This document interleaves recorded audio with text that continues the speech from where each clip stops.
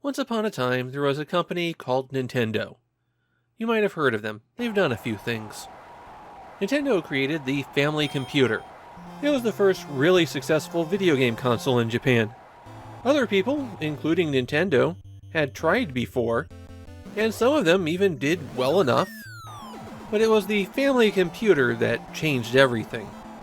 Some of it had to do with marketing, some of it had to do with Nintendo as a brand, but a lot of it had to do with how other game companies could make games for the Family Computer.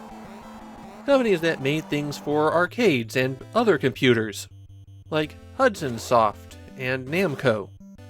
Everyone was making a lot of money with the Family Computer, and were generally happy. Except Nintendo wanted more. More control, and especially more money. Those other companies making games for the Family Computer weren't happy about this. Everyone was doing well the way things were. Why should they give Nintendo more? And so they said to themselves, what if we didn't? What if we didn't give Nintendo what they wanted?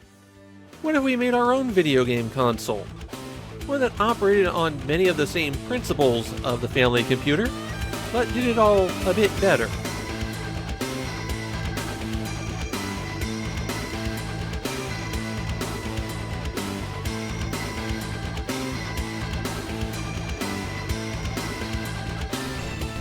The story of the origins of the PC Engine is one that gets repeated weirdly common over the next several years.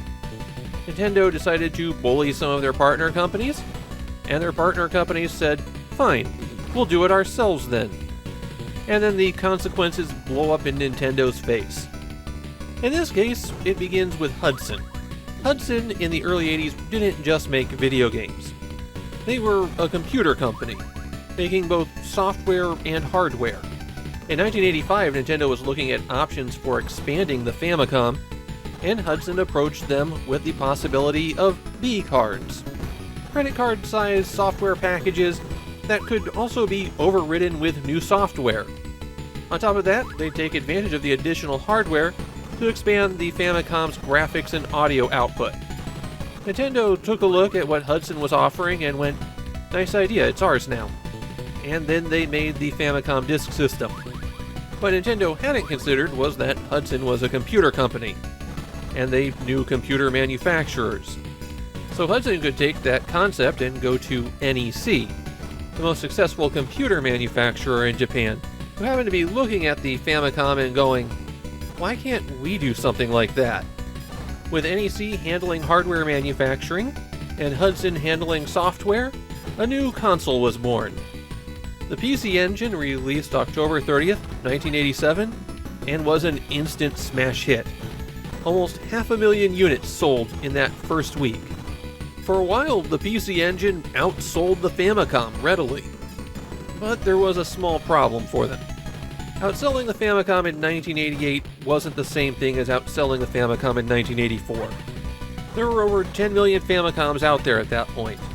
So even though the PC Engine wound up doing decently long-term, the sheer momentum of the Family Computer allowed it to maintain a firm lead when it came to software sales.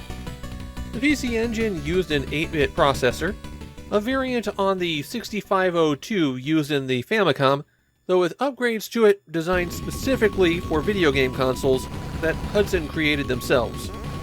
The real gem of the system was the 16-bit video processing unit that was also designed by Hudson.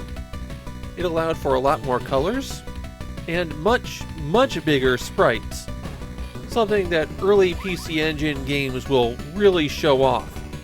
You can't do this on Nintendo. If you put a PC Engine and a Famicom side by side, the PC Engine wins every day of the week. The PC Engine immediately became the platform for what we'd call hardcore gamers today, and that winds up getting reflected in its library.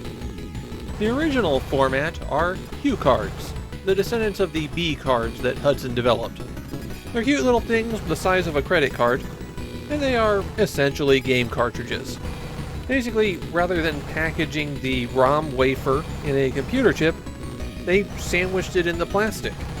Very late in the PC Engine's HuCard library, they run out of space in the card and have to expand it three-dimensionally. But virtually every HuCard in the system's library has the same form factor. As for the other formats, well, I'll save that for when we get to them. The PC Engine has a wild library, and cataloging all of it will take a while. Which is why I'm here. For the past 4 years, I've been cataloging the libraries of Japanese video game consoles. The Famicom Disk System, the Cassette Vision, the Super Cassette Vision. Even a couple little side trips to the Atari 2800 and Nintendo's Pong consoles from the 1970s.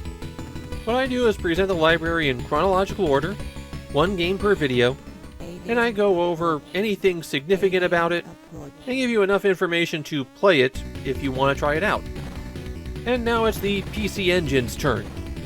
There will be a video every other day until I've cataloged every single game in the PC Engine library. There is a small complication there, though. You see, the PC Engine isn't just one system. There are, by my count, 12 different PC Engines with 6 distinct game formats. When I did the Famicom and Famicom Disk System, I separated them because they're often separated by Japanese fans. And in the context of the platform, the Disk System is this weird offshoot that Nintendo tried for a couple of years, and then it just lingered forever. For the PC Engine, well, the CD-ROM drive becomes a key selling point of the system for quite a while. In fact, by the end, it really takes over the system. And if I'm including the CD-ROM, then I need to include the CD-ROM expansions.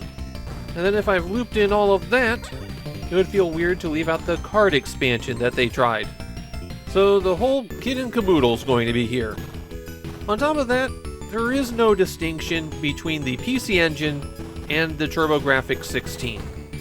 Unlike the Famicom and the NES, which had some overlap, but enough differences that you'd run into incompatibilities with some games, the PC Engine and the TurboGrafx 16 are the same hardware. The sole difference between them is that they flip the pin order for the cards between the PC Engine and TurboGrafx 16. So you can't use a TurboGrafx game in a PC Engine, or vice versa, unless you could put it in upside down, at which point it works perfectly. And that's why making an adapter for those two is trivial. For the CD-ROM, there isn't even that much difference. Japanese CD-ROM games play just fine in American systems and vice versa. There are less than 20 Western exclusives for the TurboGrafx 16, so all of those are getting tossed into the mix as well. I try to record these videos using real hardware and the real games.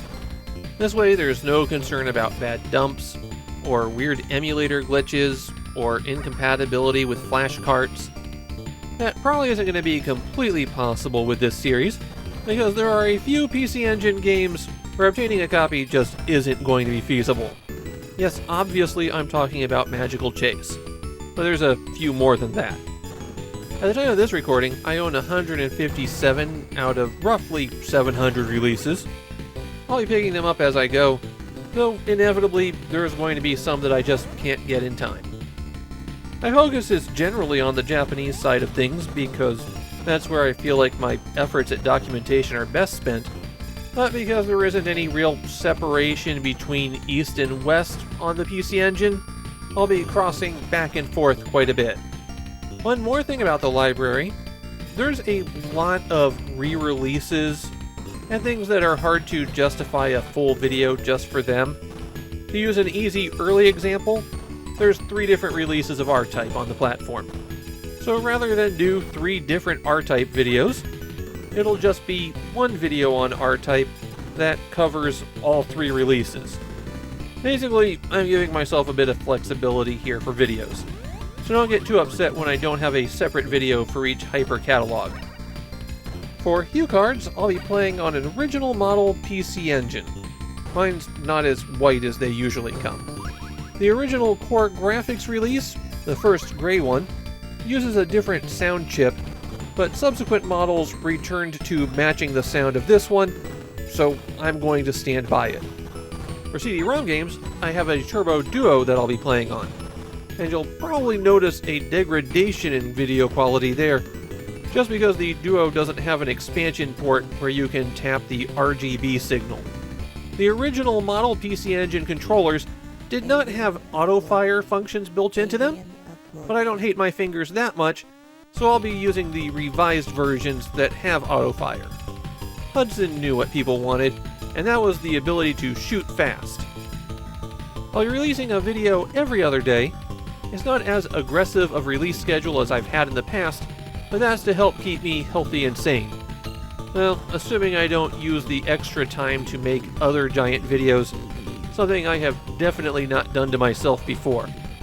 The way my process works is I usually record about an hour of footage and use that for the basis of the video. It works fine for most action games because unless it's absurdly difficult, I can usually get pretty good coverage, but for RPGs and strategy games, it can be a bit unfair to them. Sorry, that's just the way it is in order to stay on schedule. Okay, that's enough preamble. Let's get this show on the road. Episode 1 is already posted. Go watch it.